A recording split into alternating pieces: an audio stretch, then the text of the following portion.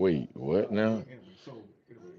I wish I could find the exact clip, but The guy said Jesus already came. Well, this is his this opinion. is his opinion. Jesus already Jesus came. has already come back, and he was saying he bases his claim off of what happened the first time, and that when Jesus came the first time, nobody really knew that he was here, Hmm. right? He except for a select group of people, right? Except for a select So group. you got, Mary and Joseph, you got uh, Elizabeth and Zacharias, right? Wow. You have the shepherds, you have the wise men, okay? But then for 17 years, silence. Correct. Not really until year 30 that he starts doing what he does.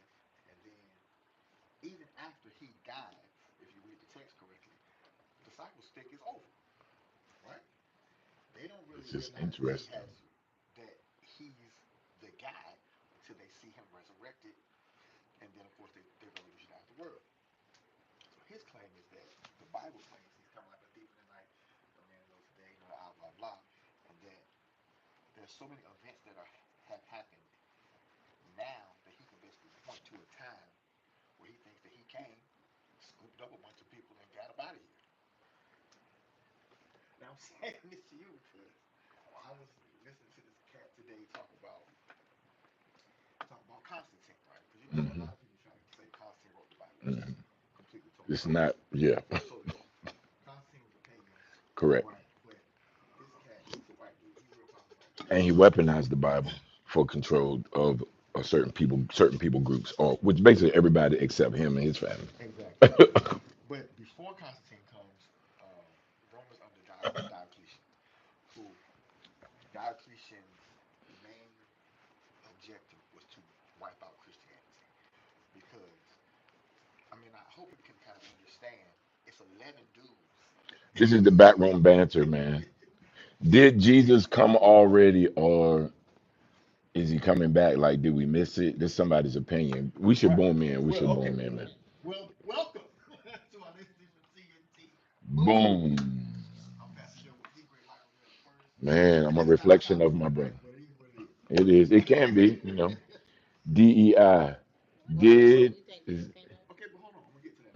So, Constantine is basically um, in the 300s, right? Well, by this time, because of these 11 guys, Mhm.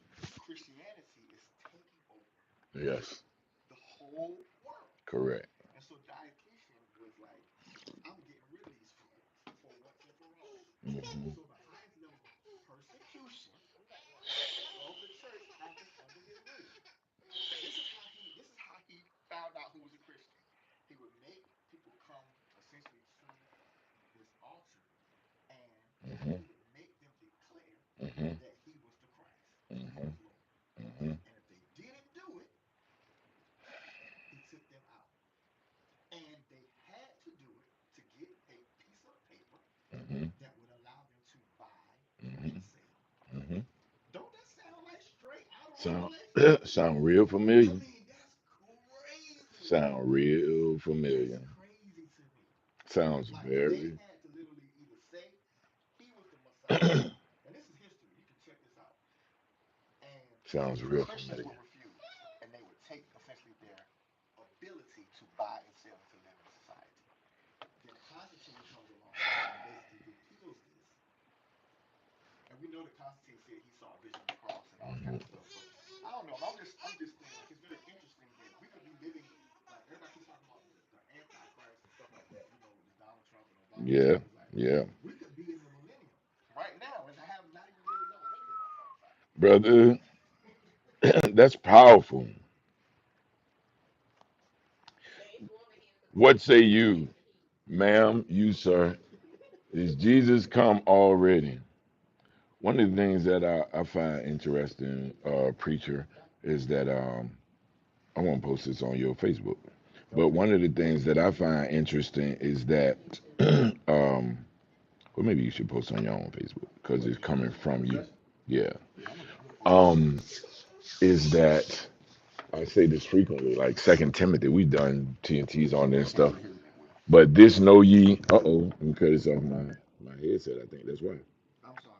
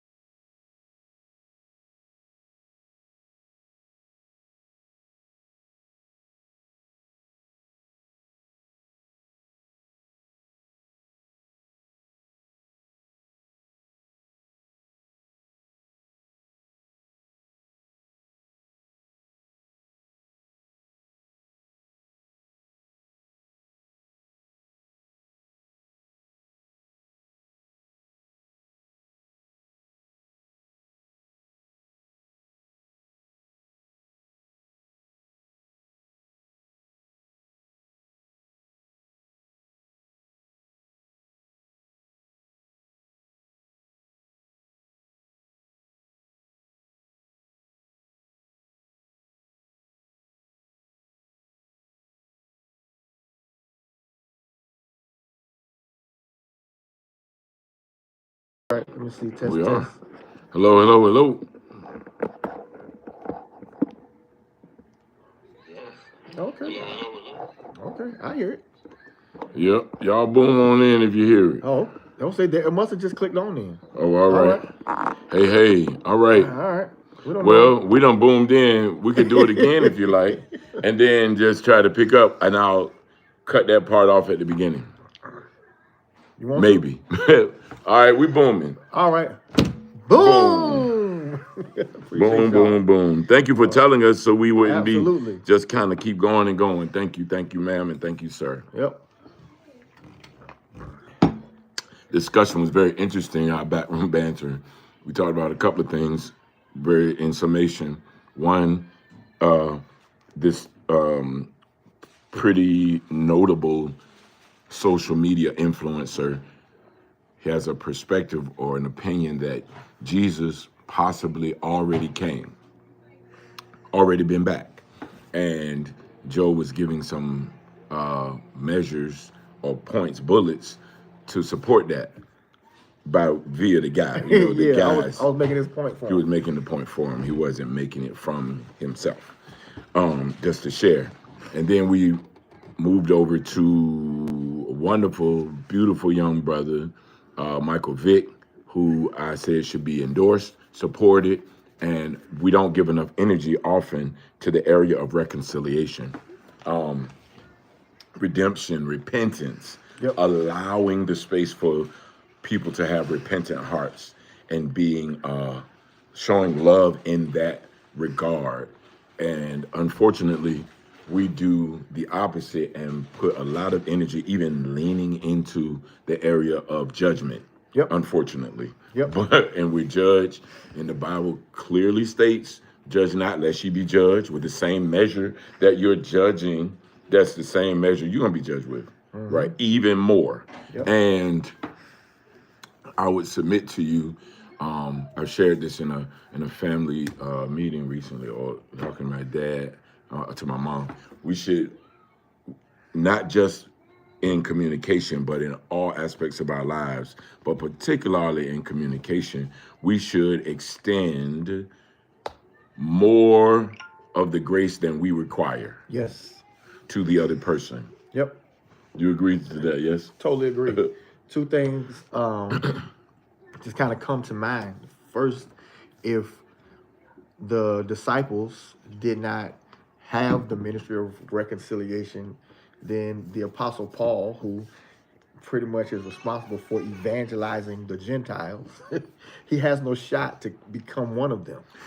Wow. And they accept this guy who was literally in charge of or overseeing the murder of their people. And they bring him in, and that small ministry of reconciliation has had profound impacts Bingo. on all the world. Bingo. But I was just talking to a couple of pastor friends of mine, and I don't think they will mind me telling them that they were talking about my uncle, who, David. Uncle David, who was, the pastor of the church that we are at for 49 years. And, if you know kind of the history of our church, is very historic. We talked about it a little bit last week, but he took it from, maybe 1,000 people to probably 2,500. But by the time he passed, maybe a dozen, or whatever. And they were talking about how, he had some issues that he had to deal with. And that a lot of times when a brother or sister is wounded, what we do in the church is we don't bring them and try to salve the wounds. We typically expose them and push them out on their own. Correct. When we're supposed to biblically restore them gently as a brother or a sister. And when you think about Michael Vick, I mean, he paid his dues, did his penance, went to jail, lost a whole bunch of money. Let's talk about the crime though.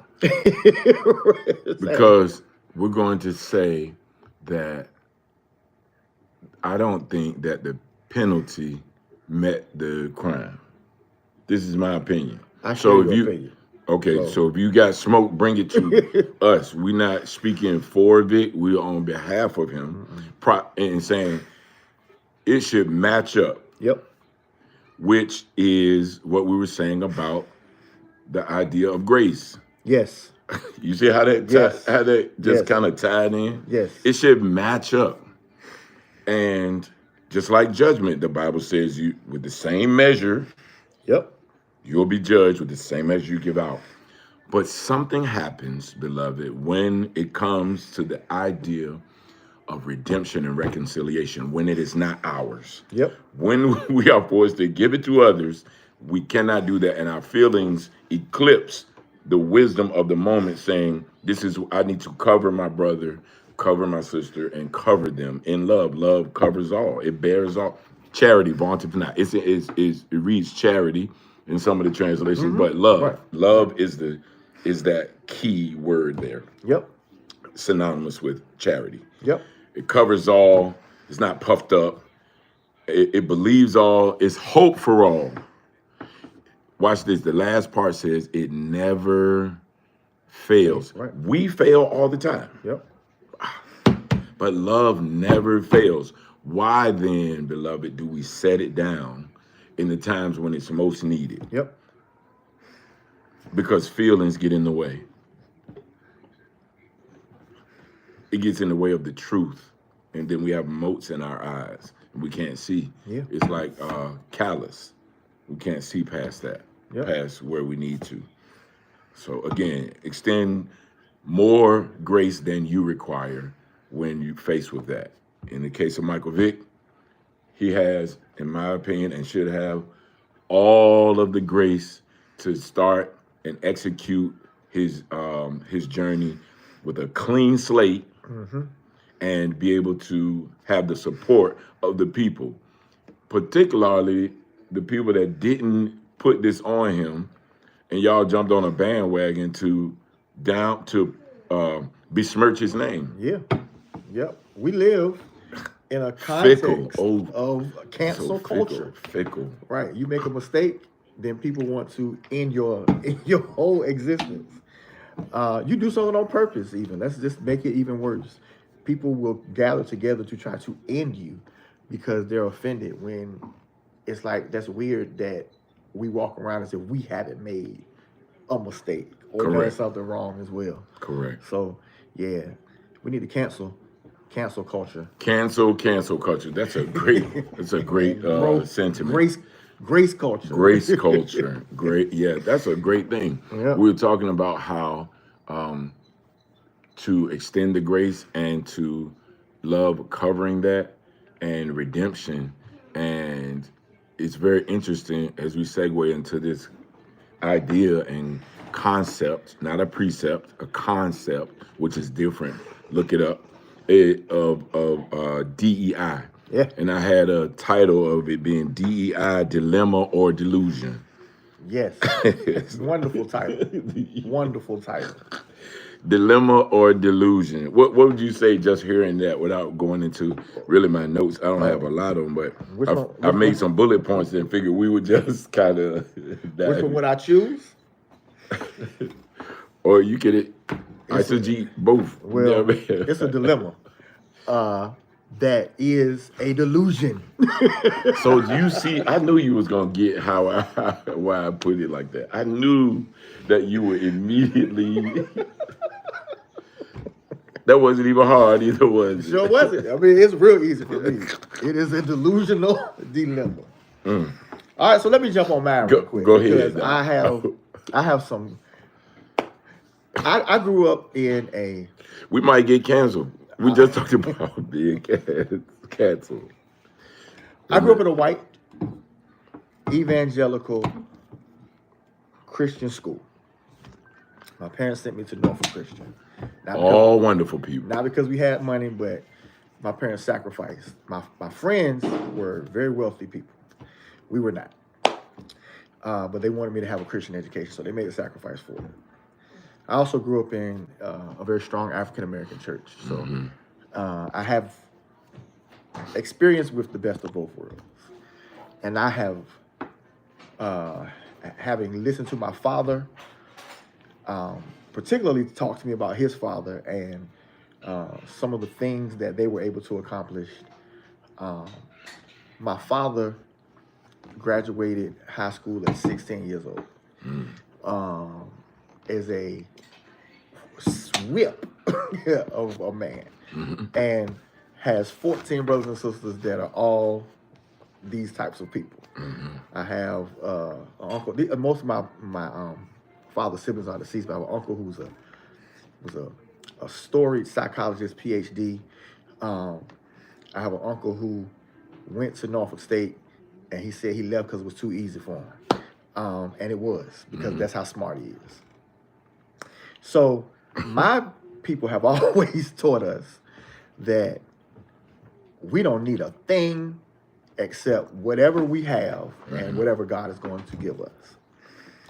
And what I realized, and I don't know when I realized this, maybe it was divine revelation, that affirmative action and things like DEI have really nothing to do with the ineptitude of people of color. And it's really not about people of color. It's about wonderful people. Affirmative action is not for us, it's for them. You treading, but this is where we want to be. But then it's not going to be well received. You know that. Well, it is. Okay. Because they don't have sense enough to recognize the inherent racist lens with which they view the world. And so they need quotas, if you will, to keep them honest. So the delusion is that we need these things, have never needed them. Ever. ever. I watched a video today of Muhammad Ali on the Mike Donahue show, and Sly Stone was there. Mm-hmm. Um, then I saw another one. You know, you watch kind of one and like it, Yeah, another. yeah, The rabbit algorithm hole. kind of Yep. changes that for a moment. And he said the same sentiment in both of these. It was in the 70s. And so he was already like $11 million wealthy, early 70s, you know what I mean? Right. It's a lot of money. And back then it was even more money. Right. Oh yeah. And the guy was saying, you know, don't you want to be included? Like we all can live together and integrate and be together in a big happy, you know, into the sunset pursuit of happiness, hold hands, sing kumbaya. Uh-huh. Basically, the wonderful commentator is saying this. Right. Well, beautiful Muhammad Ali, in all of his beautifulness, he says, "You took everything you have. You took and killed the Indians. You took this land. You brought black people here. You took from us. You took and killed and pillaged on everything you have. And then you're going to hold it tight and tell us to come and let's be together when you when you haven't shared anything. Nothing. And all I want is to be the opportunity to get my own outside of you, so I don't have to ask you for that." Muhammad Ali said, "It feels like I'm a dog on a leash, trying to get whatever the master is giving me at any time. Mm-hmm. You control when I eat, when I use the bathroom, when I sleep, all of that. Right. I want to do it myself." And inclusion, this is in the line with this dilemma, this DEI stuff. Inclusion has been always our downfall. Absolutely. We have only been successful to the maximum of our capacity, successful, when we do it ourselves and are separate. Yep.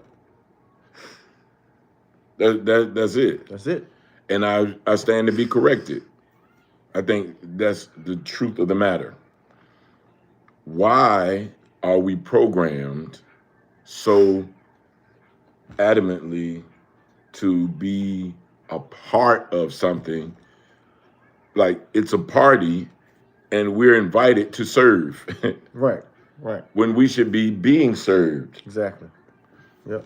It's a party and we can't get in. We're outside valeting cars. Yep. When we should be inside having drinks and hors d'oeuvres. Right. Exactly. They only told you to dress up so you could be included because they have a greater number and they have to have enough people to serve because the number of people inside got more. Yep. You're not in a part of it. No. So I'm just encouraging you all to really look at it. And now let me say this one thing. We've all been counted as our time here on this, in this particular culture the way it is now. So I don't want to be into the semantics of how long we've been here and when it started, finished. This culture is very limited, small. It doesn't go far back. Right. That's what I want to talk about, right? Very little bit of time that we've been a part of it. And during that time, we've always been labeled, among many other things, labeled specifically as minorities. All POCs, people of color, have been labeled minorities, Uh-huh. right? When in fact, we've been the majority in most cases, Yep. right? Yep. Most slave plantations had a few white folks, wonderful people, and several beautiful people. Yep. When it comes to DEI, like welfare, this is in my notes, welfare was for wonderful women. Yes. That's the design of it. That's the, okay, go ahead. Go ahead, preach. Get in it, preacher. Because that's my... Okay, we do know that we live in America, right? 3 Ks. Right. And so when have they ever designed anything with the intention of benefiting us? It just has never happened, right? So the whole idea and the design of this was for wonderful people who are on it more than beautiful people anyway. And some people will say, well, numbers wise, there's more of them, and it is. But the people that are benefiting from this the most are them. And in some cases, the people that are benefiting from it the least are us because we really were doing a lot better without it because we understood kind of how to, that it takes a village to raise, you know, to raise a nation, if you will. It takes a village to raise somebody. And the country has always found a way to benefit wonderful people at the expense of people of color. And, you know, Dr. Martin Luther King said it better than anybody, that you want to attack welfare, but when it's divvied out to wonderful people, it's called subsidy. And it's the same exact thing. Same thing. And there's always been this duality. Our country, and this is documented, people, I'm not making this up, you can go Google it if you want to, gave reparations after slavery to slave owners who lost their property. Property wasn't relegated to land. Their chattel. The government gave them reparations because they lost the war, lost their property, lost their chattel, and it was a way of healing the Reparations country. and welfare. Yes. We ain't give you nothing. Okay. We are not, this is my first line of my notes, we are not, all caps, not the primary benefactors of DEI programs and initiatives. No. No. And the same with welfare. That's where we're at. So first would be Latino Americans and Hispanic, Latino and Hispanic. I have a list right here. Second would be Asians. These are the benefactors of DEI. This is what y'all been mad about and distracted from. Third would be indigenous or Native Americans, people that was already here. People with disabilities is number 4. People with disabilities. Makes sense. Makes sense, right? And they should be getting welfare assistance. They should be closer to 1 or 2. Yeah, they should be 1. Right. After disabilities, watch this, is veterans who get paid the ultimate price. After disabilities. Wow. And most veterans have disabilities because they're veterans. Right. Exactly. Rusty Saunders, I see you, Doc. God bless you, preacher. Number 6 would be the Alphabet Gang. We know who they are, all right? All of the L, B, blah, blah, blah, blah, blah. They are number 6. And then last on this particular list for DEI and welfare compensation and things are beautiful people. Black folk right there. It's funny because, you know, before this stuff started being repealed, there have been these lawsuits that were coming.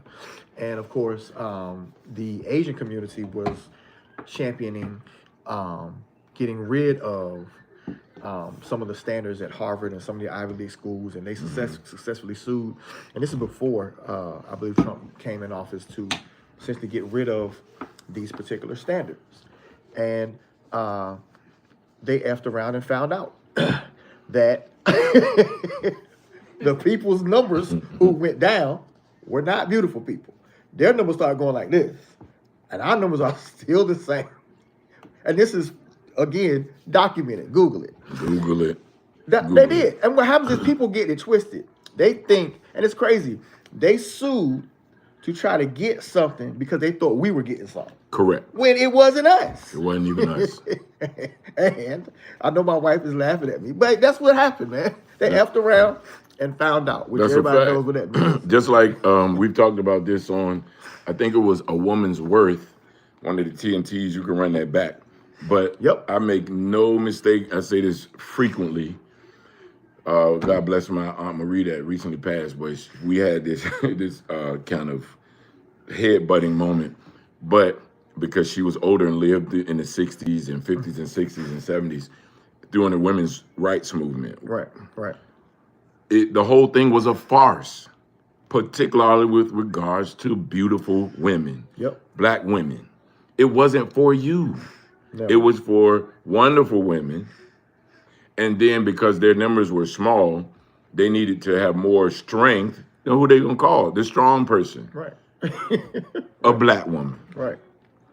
Tell me any black woman on this chat or share this. Make sure you share this video right now. Share it with on your timeline. Share it, like it, subscribe to us, TNT. But I'd like to hear, Pastor and I would like to hear, when in the history of foreverness has a black woman not had a voice? And we'll wait. But we're going to keep going because we're just confident that it's not a thing. Right. It's a non-rhetorical question. We want to give you to give us a real answer. But I mean, I just know the household I was raised in, the household that I saw from my father, and the stuff that I've always heard. It just, we just do things differently and always have. And again, it's never been about us needing all of this stuff. Correct. There have been fundamental aggressive attitudes in this country that are designed to try to keep us in a particular place. We say things that will make you think. Mm-hmm. But why today do you see white male racist groups, why are they marching and out in mass now? For what? The guy that you wanted to be in power is in power. Mm-hmm. Why are you mad? What is it? What is your issue? Yeah. The Klan historically comes into its greatest power the generation after slavery, when we were arguably, and we're talking about 30 years after slavery. Yeah.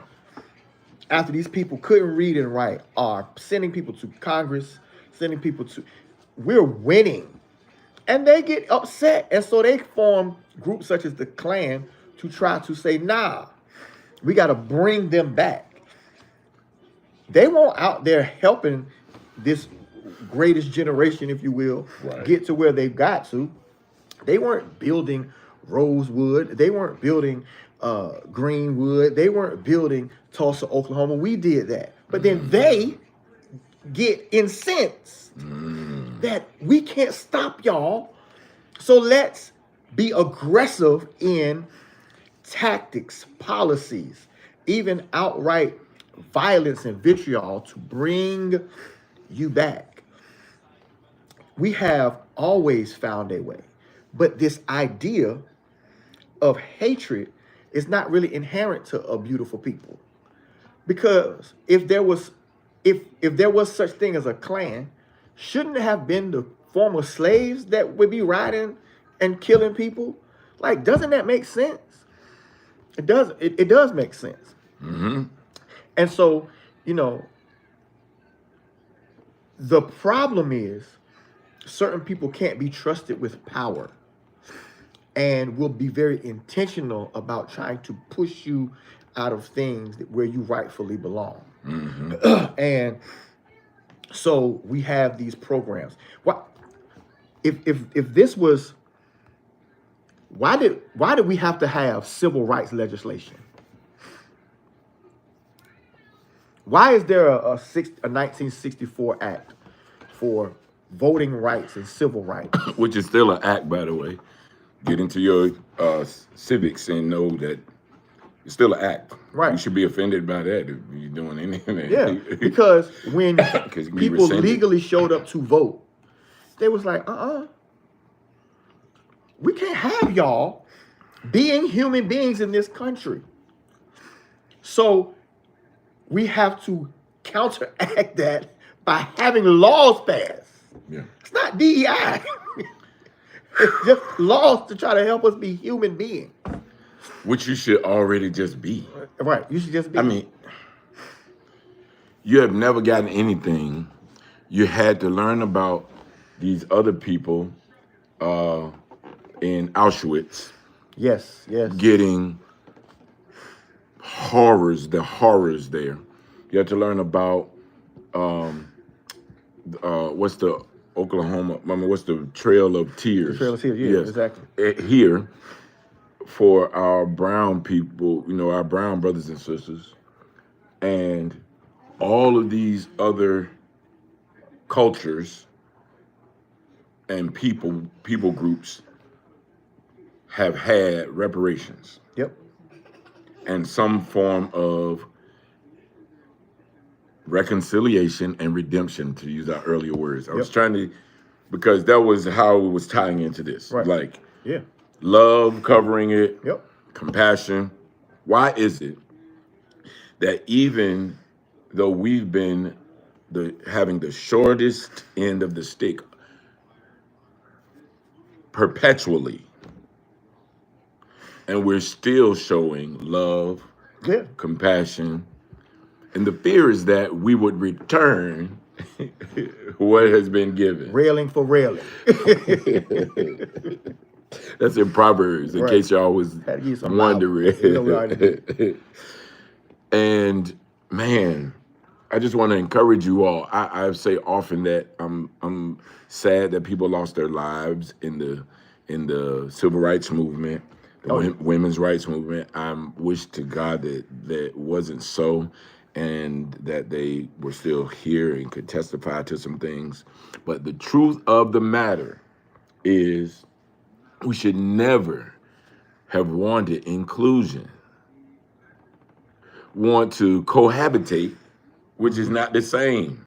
Yep, totally different. The Bible says, be in the world, not of it. Yep.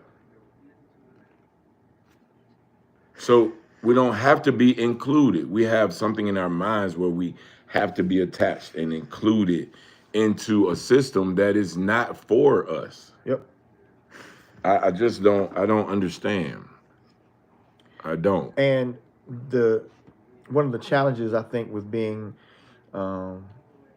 black in America, beautiful in America, is they don't really want us included.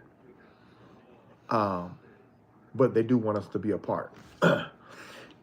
My teacher friends and I joke quite often, and I guess it's kind of funny because where we teach, I teach in Portsmouth, and the Latino population is growing rapidly, and I know that we have families that are very concerned about some of the stuff that's happening, and almost all of them have, a neighbor, a cousin, or somebody that is facing real life deportation. And so, one of the jokes is, well, what's going to happen if Trump decides to come after us?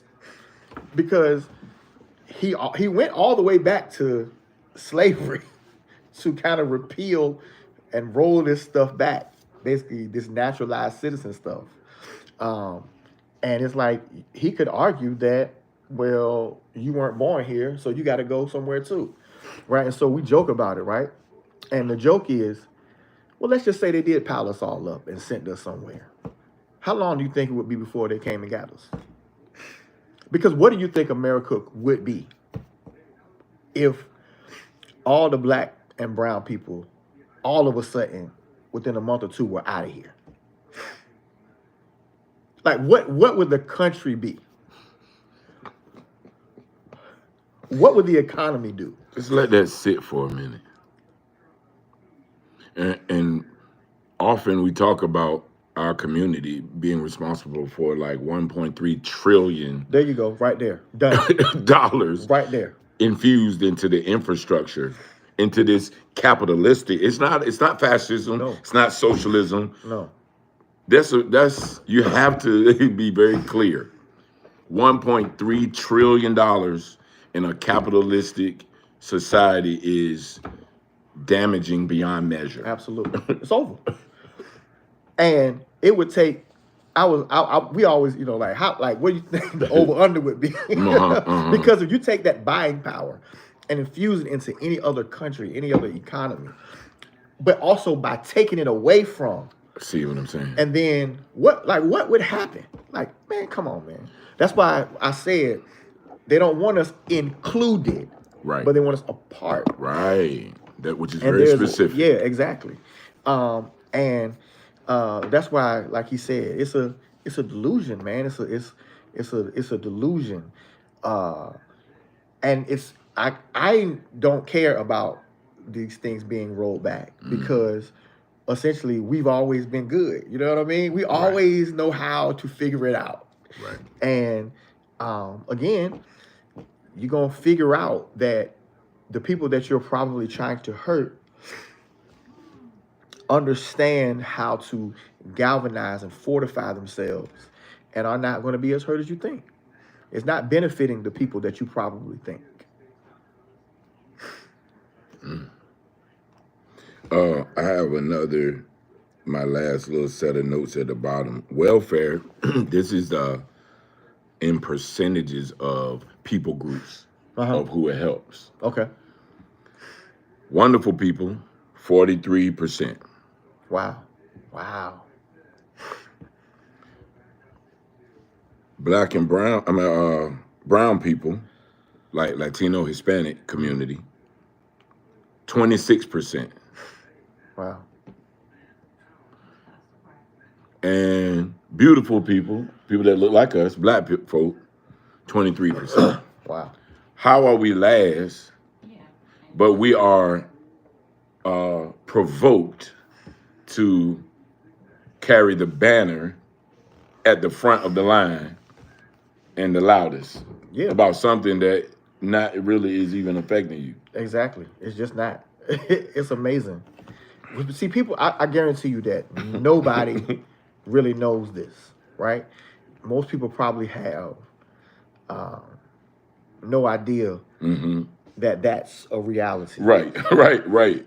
And most people, you're not reading or doing the research of it. If you ask them on the streets, the numbers will probably be totally reversed with uneducated people. I'm looking up something that because there was a message that I preached not too long ago about fathers. Let me look at one of my opening lines. One of the great misnomers that is doing significant damage in our communities is the idea that black men are absent fathers. And I remember that. When you go, and you can do this yourself, you go look at census statistics put out by our government, you will find that the most present of all fathers in America are African American fathers. The most present.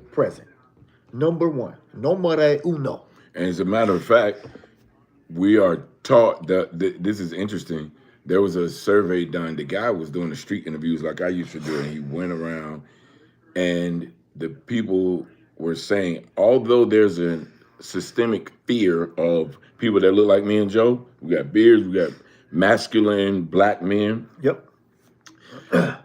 When people are in fear of something else or a threat is looming, the safest person to approach is a black man. I believe it. They ask children. They ask the white lady who looked like a lady that would clutch her purse if she saw me on the street. Right.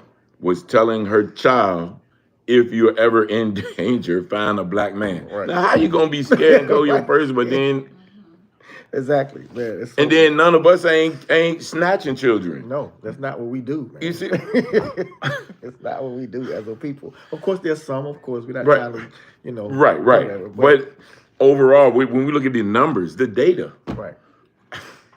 The data shows it.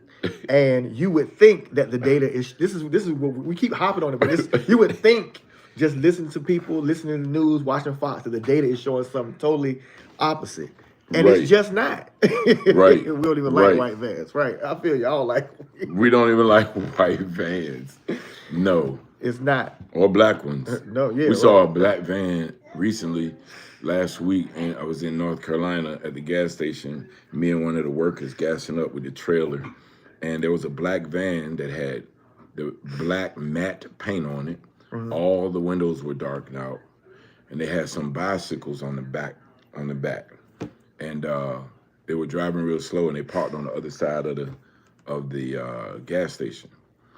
And the guy hops out. The other worker, he's Tim. He says, "You know what they own, don't you?" So I'm looking. I said, "I know what it looked like." And he said, "Yeah, it do look like that, don't it?" I said, "Man, like they up to no good." He said, "Yeah, they looking for somebody to snatch." So we look, right? Uh-huh. No plates on the van. Oh, wow. So, you know what I'm saying? I unhooked my jump and stopped and jumped out my side. So, and he only been out a few months. So he'd already was in a space, right? Head space. Right. As we approach it, they peel off to the exit to the highway. Wow. So I asked the lady, I said, "You seen the van out there?" And she was like, "No, I saw it earlier, got gas, but no, I didn't see them." You know what I mean? They pulled on the other side. And this is the world that is kind of our thing. The only thing I can tell you is that they were wonderful. Mm. Mm. Joe wouldn't have that van or me. No, for what? For what? Especially now. I mean, why are you gonna get one now? And then you know what it symbolizes. The people that approached it was me and another person that looked like me and Joe. Right. With no fear of the situation because we're gonna exactly rectify it, remedy it. Right. Yep. We have to be mindful and intentional about having our own space. The Bible says, it tells us we are the lenders, not the borrowers. Yes. And everything about this society has conditioned us and programmed us to be borrowers. And it is got us in a chokehold. Yep. But I'm encouraging you, ma'am, and you, sir, for us to do our due diligence to first transform our minds, reprogram our minds, and then everything else will follow that, including your bank account. Yep. Even your health. All of it will follow a transformed mind. Absolutely.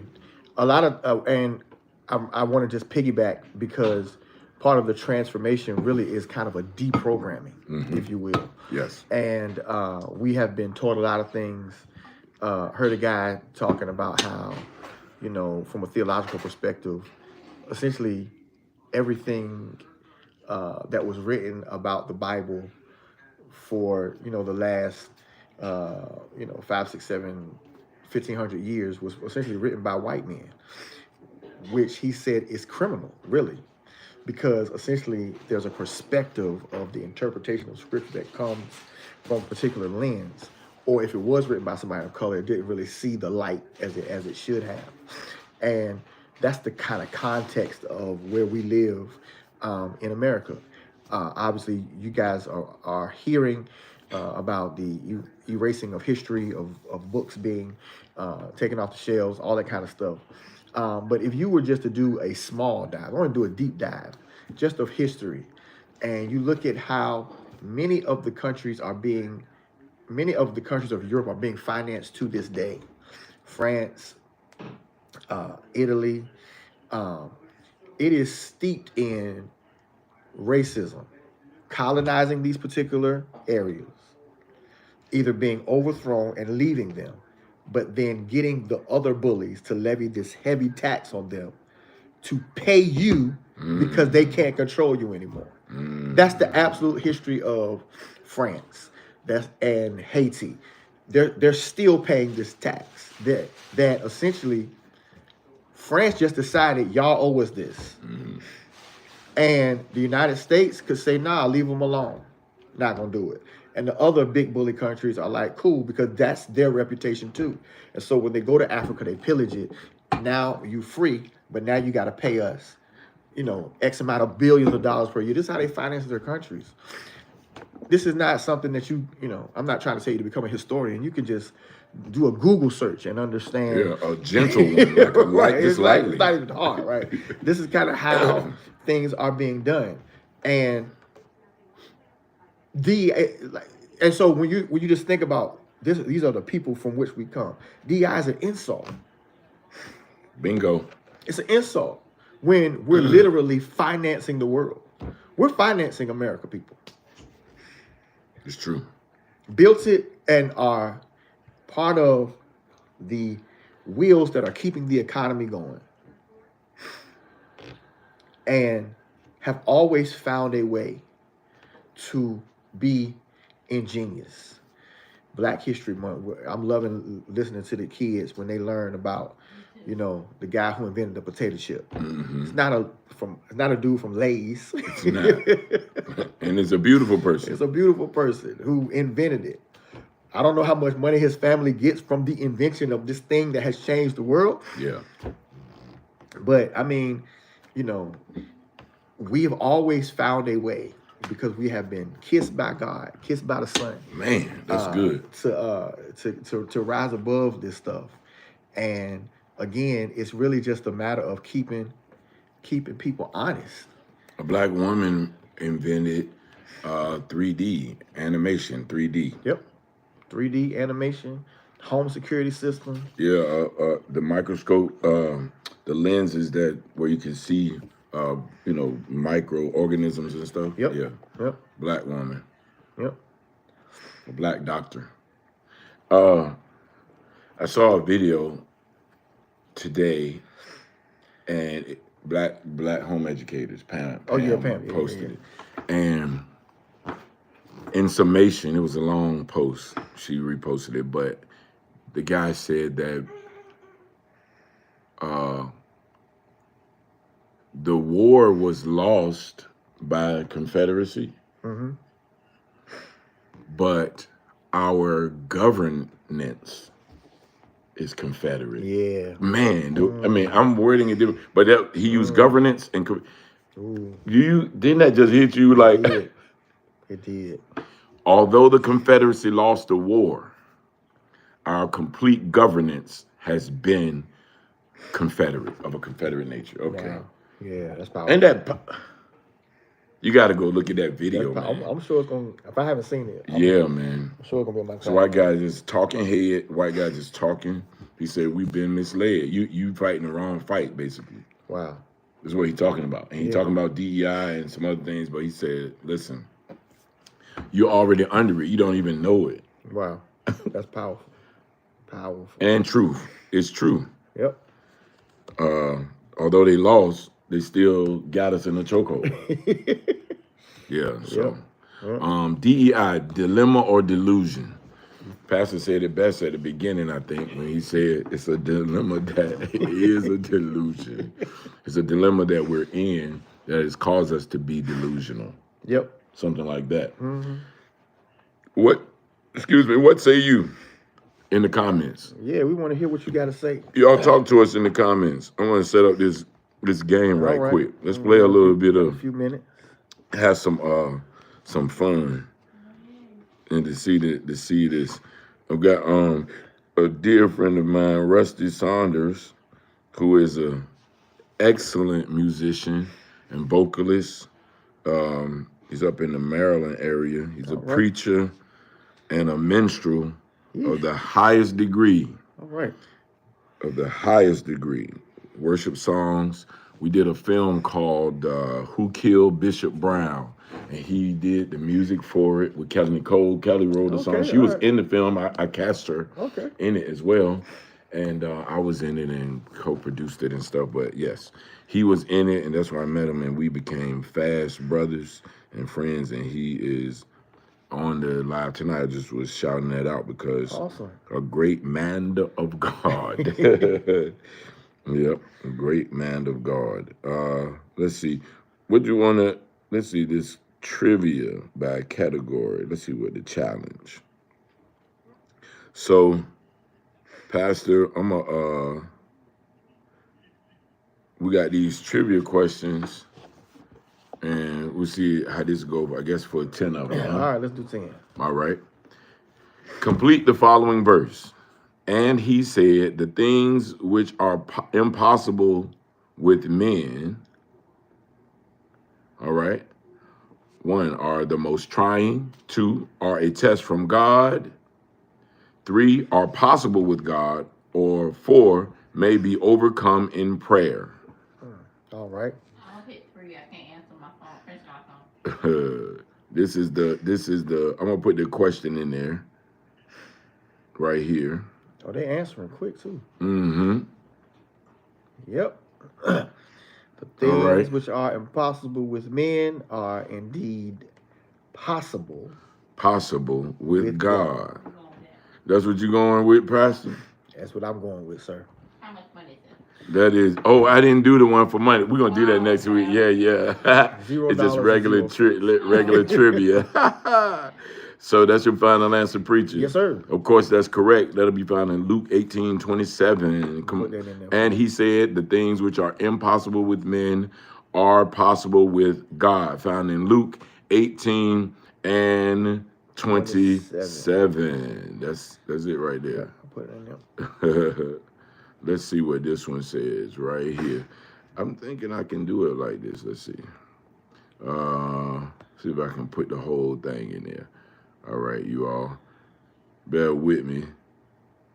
Okay. Yeah. All right, look at this, family. In which book is it written, can the Ethiopian change his skin or the leopard his spots? Is it Genesis, Ephesians, Matthew, or Jeremiah? All right. In which book is it written, can the Ethiopian change his skin or the leopard his spots? Well, I got my guess.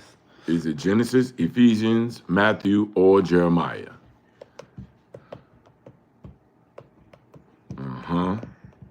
What say you all in the chat? What y'all got? Stop Googling. Stop Googling.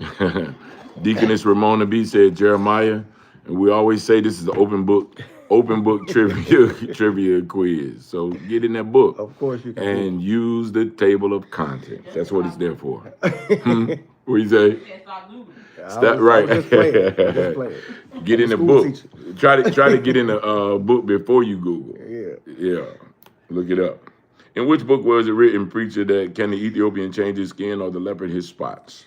I believe that is the book of Jeremiah. Genesis, Ephesians, Matthew, or Jeremiah? Pastor is saying Jeremiah. Deaconess Ramona B said Jeremiah. And let's see if that is the correct answer. And, I believe that it is. And yes, you are correct. All right. And that would be Jeremiah 13 and 23 for the answer. Jeremiah 13 and 23. You know that word Ethiopia means African. By the way, in case you didn't know, it's not the country of Ethiopia. This is what Africa was Teach, called Reverend. before Teach. it was broken down Teach. biblically. Teach. I don't know if they're going to like that, what you talking about, but it's teach anyway. You put it in the chat, the answer? I did. I see you there. All right. So. That's the wonderful thing about beautiful people. How you see what I did there? I skinned over. Reverend, you did that. You did that. And maybe the beautiful thing about wonderful people is that their skin does change. But when it changes the best, it changes when it try to look more like ours. You said something. As a judgment, God destroyed which 2 cities with fire and brimstone? Tyre and Sidon, Zoar and Ramah, Sodom and Gomorrah, or none of the above? Now, that's a tough question. That's a tough question. I think I have my answer. Oh, this drain went away. As a judgment, God destroyed what 2 cities with fire and brimstone? Tyre and Sidon, Zoar and Ramah, Sodom and Gomorrah, or none of the above? Yes, 3. You said Sodom and Gomorrah. Ramona B said Sodom and Gomorrah with a question mark. Yes, 3. Okay, we got your answer duly noted. Terica says Sodom and Gomorrah. Huh.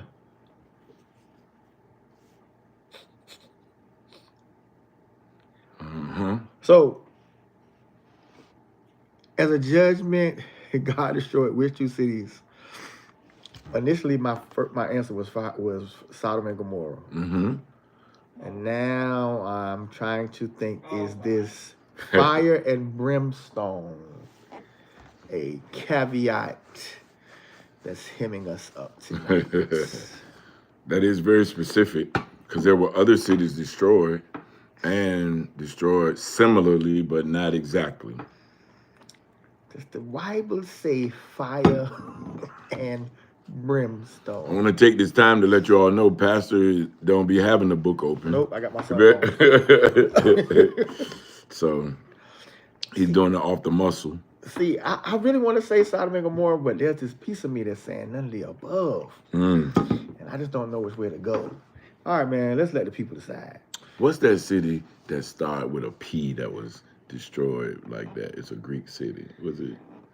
It was a lava joint. Yeah, I mean, you know, it's fire. Yeah, I know exactly. It don't have nothing to do with this, but that was right. What was that? It started with a P, don't Pompeii. Pompeii. Yeah, volcano. Yeah. That's what I thought of it just then. Pompeii. Okay, so I'm gonna just say, I'm gonna hedge my bets. I want to say none of the above, but because all of y'all said Sodom and Gomorrah, I'm going with that. Let the people speak. Let the people speak. All right, let's see. So well, that is correct. Sodom and Gomorrah. And that's found in Genesis 19 and 24. We got some Bible toters in here, man. We got them. Look, the boomers got it going. Slam on, man. Night to go with the people that have Google. Right. Hey, you said Say it, sis. Talk good. Talk good, sis. The people, they doing it. Y'all, hey, holding it still right, ain't it, sis? Is that what you said? Ain't it though? Oh man. Let me see. All right, here we go. I am putting it in the chat. Oh, I don't know if it's gonna be seen all, but let's see. I think I had too many. Oh yeah, it's too many words. Oh, okay, let's see. Okay, beloved, let me cut that. All right. This is the first part. If a man was found murdered with no witnesses, according to Israelite law, how was this sin paid for? The priest would offer up the prayers for this sin. Offer up prayers. This sin could not be paid for. And these are the second options right here. Priest would take a calf and break its neck, or the murderer had to be found and killed. If you're upset. If a man was found murdered with no witnesses. According to Israelite law, how was this sin paid for? The priest would offer up prayers. This sin could not be paid for. Priest would take a calf and break its neck, or the murderer had to be found and killed. Man, let me say for the record, I have no idea. So I'm trying to. The sin could not be paid for. I don't think that makes sense to me.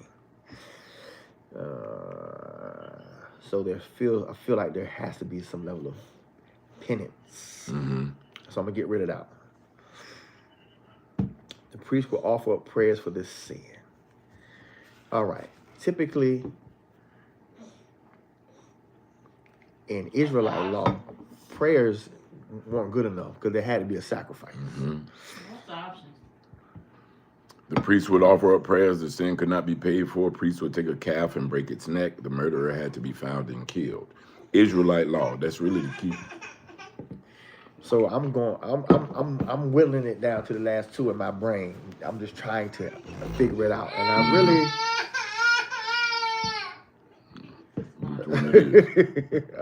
Pray for him. Because how can you require that the murderer be found? I don't know. How can you require that? I don't know, man. I'm gonna go with the calf, but I don't know. I have no idea. I'm just. Somebody just said something. What did people say? Oh, well, Karen is booming. Deaconess Karen is just booming. All right. But I don't know the answer to this one, people. Well, he's going with a calf. I'm gonna go with a calf. They quiet on the home front. All right, let's see what this is. It is correct. That's why I was saying the context clue, power of deduction. A ritual had to take place, a sacrifice, if you will, Right. had to take place, and out of the answers given, the choices, it was the only one that, you know, All right, we got that there. made sense. That'll be found in Deuteronomy 21, 3 and 9, 3 through 9. Deuteronomy 21, 3 through 9. That's where you can find the answer to that. We got there. Yeah, you did. That was really good. That was really good. All right. This is the next question. Let's see what we got here. All right. According to John's vision in Revelation, what was the fine linen that clothed the bride of the Lamb? The righteousness of saints, her own righteousness, the love of the Father, or the blood of the righteous? Ooh. What was the fine linen that clothed the bride of the Lamb? The righteousness of the saints, her own righteousness, the love of the Father, or the blood of the righteous? The blood of the righteous. That's a good question. Ain't it, though? It is. That's a good question. Okay, I don't think it's her own righteousness.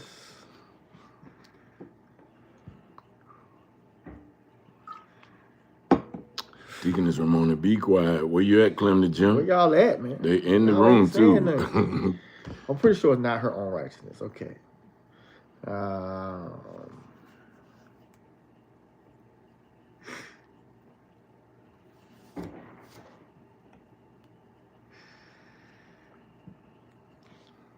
Oh man, I don't know, man. I don't know this one. I feel like I should know. You going with the love of the Father?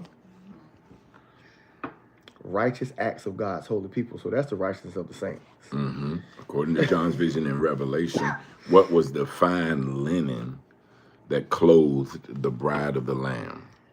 Fine linen that clothed the bride. She said repeat. So here we go. The fine linen, is it the righteousness of the saints, her own righteousness, the love of the Father, or the blood of the righteous? Mm-hmm. And it's in the chat. Look in the chat. It's in there. Okay, so like the poet in me wants to say the love of the Father, but I don't think that is right for some reason.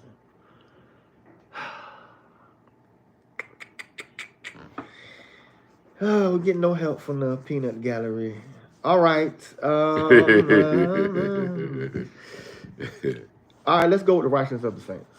The righteousness of the saints. Your final answer, huh? Yeah. They left you hanging out there. Yeah, I see. Yeah. All right. Yep, and that'll be correct. Revelation 19 and 8. The righteousness of the saints, according to John's vision in Revelation, was the fine linen that clothed the bride of the Lamb. Revelation 19 and 8. We don't realize the revelation. Yeah, no, people don't stay back there. But ain't nobody preaching Amos either or Jude. That's it. They just that. You skip over that to get to another jank. You know what I mean? But you're right, sis. They be scary of it. But if you living right, okay. That's all. My bad. Okay. Okay. I just want to say if you living right. You know what I'm saying? By what blood did Christ enter the most holy place? Goats, calves, lambs, or his own? Okay. By what blood did Christ enter the most holy place? Was it goat's blood, calf's blood, lamb's blood, or his own blood? All right, I think I got my answer to this, and I'm thinking this sound like Hebrews, but I don't know. I ain't gonna try to act like I'm a biblicist. But I have my answer. Uh-huh. I'm gonna let y'all give y'all answer. Uh-huh. See, me and Tarek on the same page right now. His own, okay. His own. Deaconess Ramona B. Terica said she kind of was in church and then not, but she got it all right last week, remember? And the week Yep. before she been on it. So yeah, it's book. You got the word hidden in your heart. Yeah. All right. Yep. His own. His own? That's what you're saying? Your final answer? Yes, sir. Everybody's saying it too. His own. All right. Well, if everybody's saying it, it must be right. Well, Them let's see. Bible thumpers. It is correct. All right. And you were right. It's in Hebrews. Hebrews 9:11 through 13. Hebrews 9:11 through 13. It was his own blood, beloved. And you all were right about that. Good job. Get in the book. All right. All right. You put it in there. Yep. All right. And here's the next question. What was Matthew's profession? Was he a Pharisee? Was he a fisherman? Was he a doctor? Or was he a tax collector? What was Matthew's profession? Pharisee, fisherman, doctor, or tax collector? All right. Think I know that one. Man, people in the chat quick with it. When they know it, buddy, they know it. Yeah, that's a fact. All right. That's a pretty easy one. Levi, aka Matthew, was a tax collector. I'm not saying that's the only thing he could be. Mhm. I can't read nothing. He could have been a fisherman because his why? Peter, James, and John were fishermen. It's enough fish, man. That's enough. It's enough fish right over there. We need somebody to do the books. They got to do the books. That's funny. That's funny that you say it though like that. Tax collector. That's your final answer, right? Yes, sir. Of course it is. That's Matthew 10:3. Is where you can find that, beloved. Matthew 10 and verse 3. 10:3. Yes. All right. Let's see.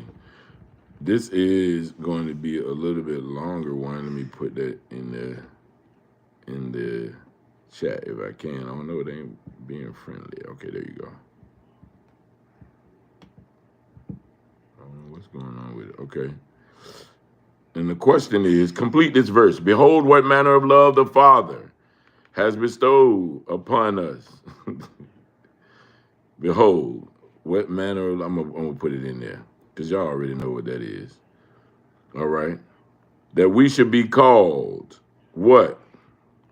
Beloved, the sons of God, justified, or pure. Complete this verse. All right. Behold, what manner of love the Father hath bestowed upon us, that we should be called blank, dot, dot, dot. That we should be called beloved, we should be called the sons of God, called justified, or called pure. Look at all these Sunday school scholars. They jumping in there, huh? They jumping in there. That latency don't even seem. It's quick. when they know these answers. Man. All right. Behold, what manner of love the Father hath bestowed upon us, that we should be called the sons of God. The final answer, I know. Let's go with that. That's going to be, you know where it is too, preacher? 1 John, or I John. Okay, I'm about to say John. 3:1. I John. I John. See, that's old school. That's it. That is old school. Damn. People don't say that. Yeah. They don't say that. I John. How many of y'all say I John, or you grew up in a jank that say I John? What was it? I John what? 3:1. 3:1.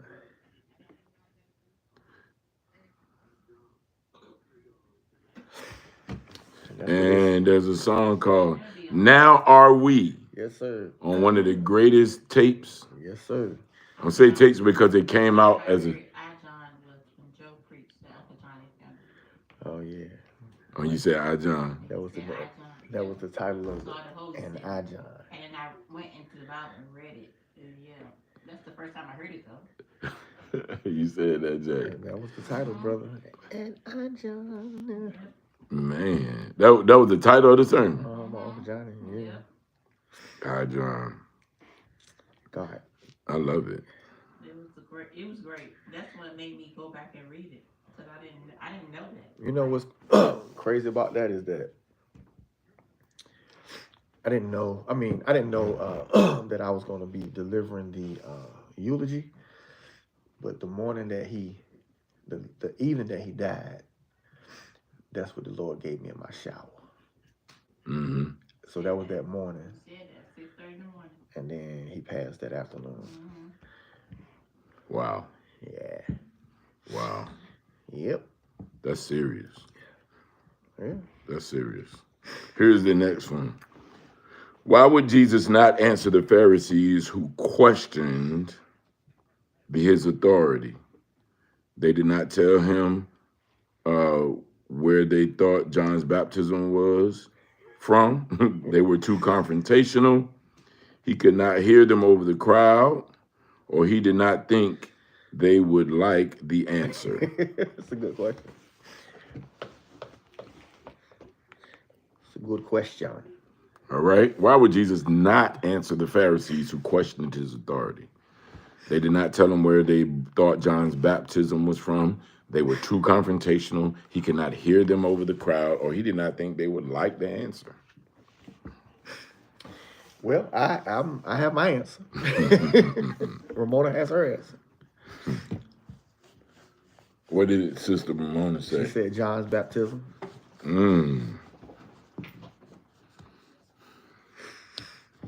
Some of y'all answer the questions like y'all was there. They read that one. Man. All right, I'll put my answer in the chat. All right. All right. What say you, ma'am, sir? We're coming up to the last one. Is that your final answer, preacher? Yes, sir. Yes, sir. They did not tell him about John's baptism. And that's correct. Yes, sir. Of course. Luke. Like this. Luke 20, 1 through 8. Where was John's baptism from? Was it from God or man? And they said, well, if we say from God, we're screwed. If we say from man, we're screwed. We're not going to say. Okay, well, now I'm not going to tell you what you want to hear from me. That part. L. How can you not answer Jesus?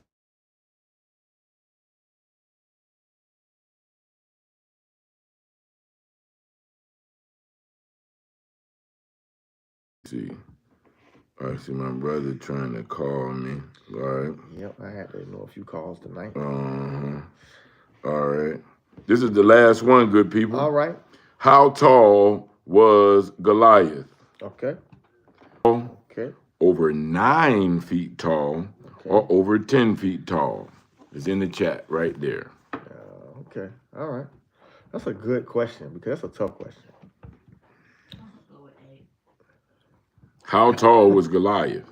Over 7 feet tall, over 8 feet tall, over 9 feet tall, or over 10 feet tall? Well, technically, from a math perspective, if he's over 8, 9, or 10, he has to be over 7. So that really is right. Correct. But that's not going to be the right answer. Right. Clem the Gem says 9. Yeah, we were always taught that Goliath was somewhere around 9 feet, 9 inches. So he wasn't over 10 feet, but he would have been the #1 draft pick. Mm-hmm. Yeah. But over 7, if he's 9, that's true. Over 8, if he's 9, that's true. The only one that can't work is 10. Right. But I was always told he was 9 feet, 9 inches tall. That's your final answer, preacher? I'm gonna go with 9. 9 over 9 feet, and that's correct. I'm still right. It's 1 Samuel Gotcha. 17 and 4. Yes, sir. I'm still right. First 1 Samuel 17 and 4. All right. Clement Jim, I saw you. Good job with that. 9 feet tall. All right. Crazy. Well. This is prime. They were tall too. Mm-hmm. Both of them? I think it was some remnants of the The Nephilim. Nephilim, yeah. Him Like and his brothers. the Ammonites, the Amorites, there was certain people groups that was specifically descendants of or byproducts of the Nephilim. Yeah. Yep. And he was one. Og, the king of Bashan, Mm-hmm. whose bed was 11 feet. Right. So like he had to be, About 10. you know what I'm saying? Yep. He had to be at least 9, Yeah, 10 at least up in 9, there. 10. Yep. How many brothers did he have? Goliath had, was it 5 brothers? 4 brothers? 4, 4 brothers. because that's why David got 5 stones. Yep. Oh, That's it. Y'all learning something in this You learning Bible study. You learned something. Yep. 5 is the number of grace, That's it. right? That's it. But it's also the number of to take y'all to handle the whole business. So in case y'all want to raise up too, you saw what I done to your brother. Look, I got a stone for each one of you. Each one of I got a you. bullet in the chamber for every last one of you. Ain't that interesting? yes, it is. 5 stones. So Okay. how many? That would be a good trivia question. How many brothers Yeah. did Goliath have? Yep. Right. In case you want to run up. And yeah, Yep. it just makes sense too. Yes, sir. Here a title come. What's in your bag? Yeah, man. What's in your What's bag? in your bag? Dolores Borum, she preached that, Jay. Untie you. You remember that? Yes, sir. Yes, sir, man. I used to love watching her. Dolores TV. Borum. She would be coming on TV Cussing on and TV. cuss everybody out. And then actually the word be saying Oh, something. had a word, like, bro. Oh, no, the word was real. The word was rich. I mean, that was like, if you could get past the other jump, spot on. The word was rich, man. Dolores Borum. Yes, sir. We used to watch her every Sunday. So funny, man. Yep. Untie your ass. That was one of her famous. Yes, sir. And this was before really like social media. We had like MySpace. Right. Oh, shit. And That people before would that. say but it was before that, right? Yeah, right. I remember early in MySpace, people would put a couple of clips up there, and early in YouTube. Yep. And I was like, man, but we didn't have none of this social media. Her brother. Her brother neighbor. was That's right, my she neighbor. was from Newport News, Yorktown area. Yep. Dolores Borum. Yep. All right, brother. I am talked out. You have no idea. Man, I'm with you. I've been It's talking been all a day of days for the past 3 days. All in one. All in one. Well, we appreciate y'all, man. We love y'all so much as always. It's been rich. It's been Tonight. fun. It's been real. Most of all, it's been real fun. There it is, boom, boom. Yeah. And like, share, subscribe. Share this with someone else. And remember that we are empowered to do it ourselves. God has really endowed us with. Endow Me was a great song by Yes, sir. the Colossus. But we are endowed with everything that we need from the Creator to do it ourselves. Yep. Yep. That's a fact. So we don't need other people groups. No. Scripture today was, and ye shall receive power after the Holy Ghost has come upon you. That's all you need. Say it, brother. That's all you need. Man, you need power. The Winans, what was that? 85, 90, 95, 94 when they came to Chrysler or Scope or one of them. Mm-hmm. Refreshment time. Yeah, time to eat. Yeah. Yep. Yep. Clem the Gym, send some. Uber Eats or something. All right. We love you guys. We love y'all, man. Ooh, ooh, ooh. Yes. Go do something nice because it's the right thing to do. And is. Yeah. And don't be concerned with reparations. Be concerned with repairing what you need. Start with yourself so you can be better for others. Yes. Yes, sir. Get repaired.